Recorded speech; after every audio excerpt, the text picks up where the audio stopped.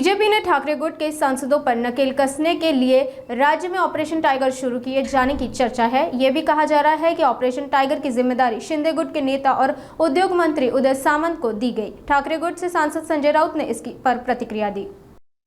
कसं आहे की या देशामध्ये एक वाईल्ड लाईफ प्रोटेक्शन ऍक्ट आहे, त्या अंतर्गत सेव्ह टायगर अशी सुद्धा एक योजना आहे। जे टायगर आहेत त्यांचं प्रोटेक्शन उद्धव ठाकरे यांच्या नेतृत्वाखालच्या शिवसेनेमध्ये सुरू आहे, होत आहे, झालेलं आहे।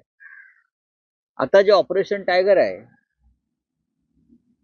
हे ज्याला वाईल्ड कॅट्स म्हणतात, इकडे तिकडे फिरत असतात जंगलात, त्याच्यापैकी कुणी असतील ते मला माहित नाही, मला कोणाची नावं घ्यायची नाही।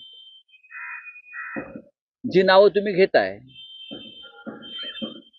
किंवा येतील अशी अपेक्षा आहे, त्यांना आमच्या शुभेच्छा आहेत।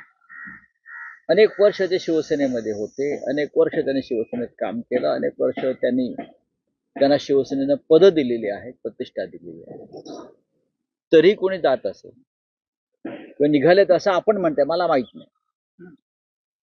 तर जोपर्यंत अशा प्रकारच्या प्रत्यक्ष बातम्या येत नाहीत तोपर्यंत मी त्यावर भाष्य करणार नाही। आपण उदय सामंत यांचं नाव घेत आहे की त्यांनी हे ऑपरेशन टायगर सुरू केलंय।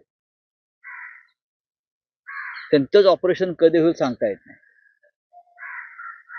हा भारतीय जनता पक्ष आहे, पण ठीक आहे, सध्या याच प्रकारचं राजकारण देशभरात सुरू आहे। सत्ता आणि पैसा